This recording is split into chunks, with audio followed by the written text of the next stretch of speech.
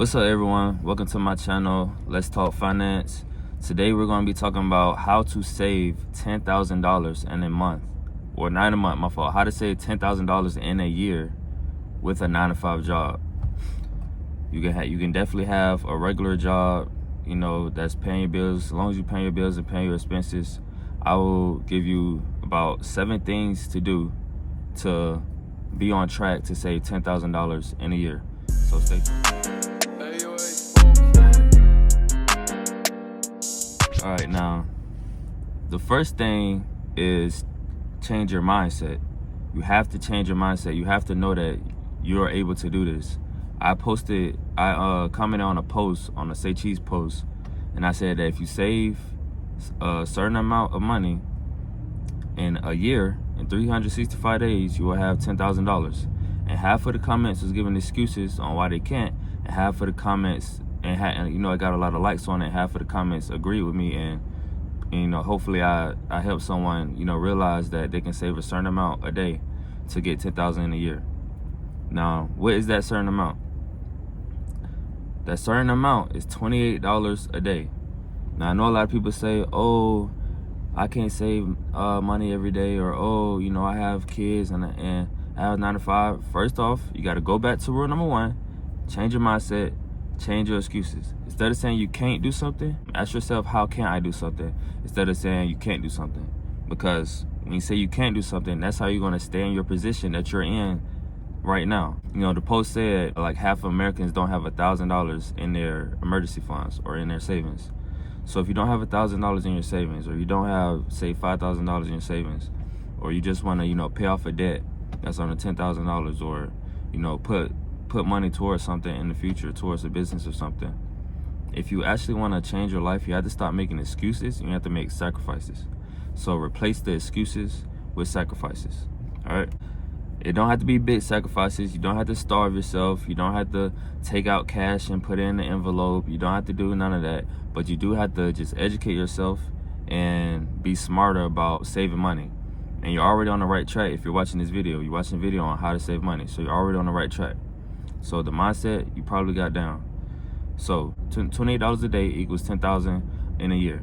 Now, if you're working 9-to-5, you can say, how can I do this? I work a 9-to-5 and I can barely pay my rent. I work a 9-to-5, I can barely pay for, you know, food on the table. I have kids. I have this. I have that, and I'm not having no money left over after my 9-to-5 job, after every week or every 2 weeks, or, you know, after, you know, I pay everything for the month. I don't have nothing left. So what you can do is you can get DoorDash, you can do Uber Eats, you can do Grubhub, you can do Instacart. If you're a girl, you can do nails or lashes or hair on the side. You don't want to do DoorDash or anything. You can you know, flip couches, you can resell stuff, you can like flip shoes or flip clothes. You can just find a side hustle to do that you like, that you can stay consistent with doing. Now, me personally, I would recommend DoorDash or Instacart or one of those type of apps, because it's more flexibility, especially if you're working 9-to-5, and it's more consistent, and you can do it every day, and you know that you can make some money every day. So sign up for DoorDash and Instacart, and for those that do that and you working 9-to-5, after you get off your 9-to-5, your 9-to-5 take care of your expenses and everything. You really don't have any money left over, but it does take care of your bills and your rent and your expenses that you have to spend in a month. So work that 9-to-5 from 9-to-5. Once you get off, don't go home, because you're gonna get comfortable. You're not gonna feel like coming back out. Or if you have, say, kids or something, you have to go back home after your job. Go back home once they're asleep. Go out, you know, late at night, 9, 10 o'clock. Work for a couple hours. Make $40 to $50 that day. Say you work your 9-to-5 and you get off, then go out. It should be busy, because it's usually busy after a 9-to-5. And you just hit Dash Now in the Dash app, and you work for a couple hours. You'll make $40 to $50. If you make $40, put $12 in gas and save the $28 a day. All right. If you make $50, put $20 in gas and save that $30. Or you take $28 and save that for gas. Save that for your savings account every day. And you have to be consistent with this. That's also the main thing, is change your mindset and be consistent. because it's gonna keep piling. You can even set mini goals like, oh, okay, I'm gonna set a goal to go to 1,000. So I'm gonna do $28 a day until I hit 1,000, and then that'll just help you. Like, okay, I just have to do 9 more of these, or $28 a day. In a few days, I'll have $100, and that'll be like a little mini goal. A few days after that, another $100. Keep doing that over about 3 weeks. You're gonna have like $1,000. All right. So you can set mini goals, or you can set like little goals within the big goal. The 10,000 a year is the big goal. You can set mini goals under that, and it's real easy. Just work your 9 to 5. After your 9 to 5, whether you have to go home or not, I don't know everybody's schedule after they get off, but find a couple hours to go out and DoorDash, to go out and Instacart. And if you do both at the same time, that's even better because you can do it quicker. But find a couple hours. Instead of being on your phone for a couple hours, or instead of chilling at home, not making any progress, go out for a couple hours and make $40 to $50 and save that $28. Over a year, you're gonna have $10,000, and that's how you can make $10,000 in a year working a 9 to 5. Now, once you get this money, right, or once you're saving, while you're saving, put it in a high yield savings account. All right. Now, some good savings accounts are Capital One, American Express, and SoFi, and I'll put the links in the description. It's not sponsored or anything, but I'll put the links in the description for you to click on and see like the different types of banks that have high yield savings account. And what that basically means is that it just has a high interest rate compared to other regular banks, like regular banks that you can just probably in your neighborhood that you can go to. They usually have like 1%, 0.5%, or like 1.5. I know Cash App has like 1.5%. For their savings, but you want to get like a 4.5%, 5% for your savings. So just as you're saving, your money for it sitting there is getting more money for it sitting there than it would be if it was in a regular bank account, right? So you save $1,500 a month. At the end of the month, in a regular savings account with a low interest, you'll probably get $1 or $2 back, right? But if it has a higher interest, you'll probably get $20, $25, $30 back for your money, just for your money staying there, right? So over time, that adds up too. And you'll even hit that 10K mark a little faster than a year, because for one, $28 a year is like $10,000 and $200, and then you're getting that money from the interest from just putting in your savings account. And then that'll help speed up the process a little more by maybe a couple weeks. So as you're saving this money, you wanna open up a bank account and put that money in a high yield savings account. All right. Next is very important, and you may not even have to DoorDash or Instacart or any of that. You may just have to budget. You may just have to track your expenses. That's very important, tracking your expenses. Now, when you track your expenses, you want to write down all your expenses, write down all your bills, write down everything, right? And then once you do that, track your expenses. So, okay, write down everything for a month. I know y'all heard that before. Write down, it could be in your notes, or it can be in a notebook. Write down how many times you eat out. Write down how many times you buy weed. Write down how many times you go out on the weekend. How many times you buy alcohol and buy drinks or go out to party.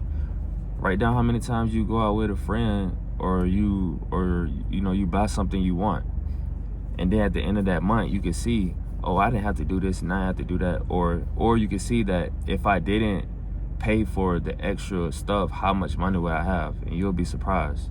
You see what I'm saying? That's how a lot of people kind of, get caught in a rat race, so to speak, because they work to pay out their bills, and any little money they have left over, they use it on stuff that just can go like that. And that money you could be saving. So track your expenses. And I didn't even have to track my expenses, because you could just budget. You may not even have to track your expenses, but I do recommend it. But you can just budget. If you eat out 2-3 times a day, maybe eat out once. Maybe buy groceries for the week, or buy groceries for the next 2 weeks. So you spend a certain amount of groceries. You spend a certain amount on groceries for that week, so you won't have to go out every week.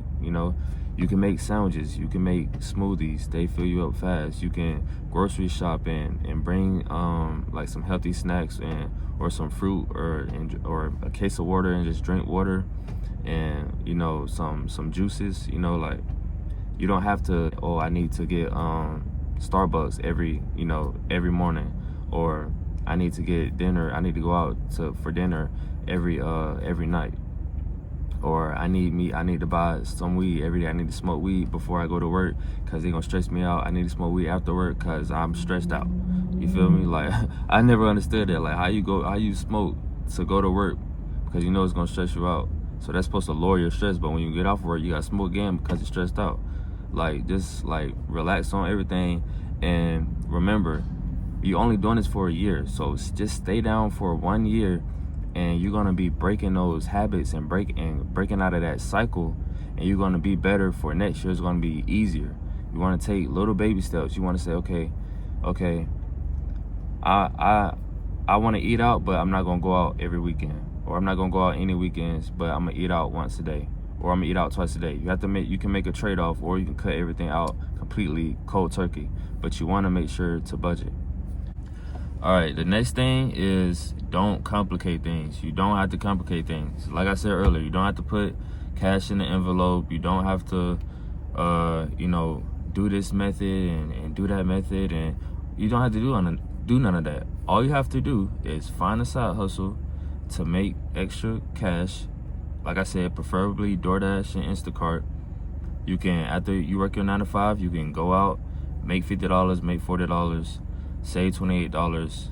Do that every day. No days off. You have to be consistent. Do that every day so you can have 10K in a year. You have to be consistent. You have to make sacrifices. You're not gonna have as much fun. You're not like you're not gonna stay consistent. Yeah. So you have to stay consistent. You have to budget. Get a side hustle. You have to put your money in a high yield savings account. And you have to track your expenses. And the last thing, if you live alone, I would say get a roommate. If you live alone, get a roommate. With inflation, I know a lot of people's rent has gone up. My rent personally has gone up about $400, which is crazy. Like, I live in Virginia Beach. It's just crazy. When I moved in there, like 2020 or 2021, when I moved there, it was like $1,100. Now it's like $1,500. So it's crazy. So you can get a roommate, or if you're taking care of everything, your bills, expenses are taking care of everything, you do the DoorDash and Instacart, and you saving money, and when you have 10K, there's something else you can do that's kind of like having a roommate, but it's not. You're buying a duplex or a triplex or a fourplex, and you're renting out the other spaces to have cash flow. And we'll get more into that in the next video, so make sure to watch the next video. But if this video has helped you in any way, if it's inspired you and motivated you to say 10K in a year, make sure to give this video a like, comment, subscribe, hit the bell so you know when new videos are dropping. Follow my Instagram, and until next time, we out.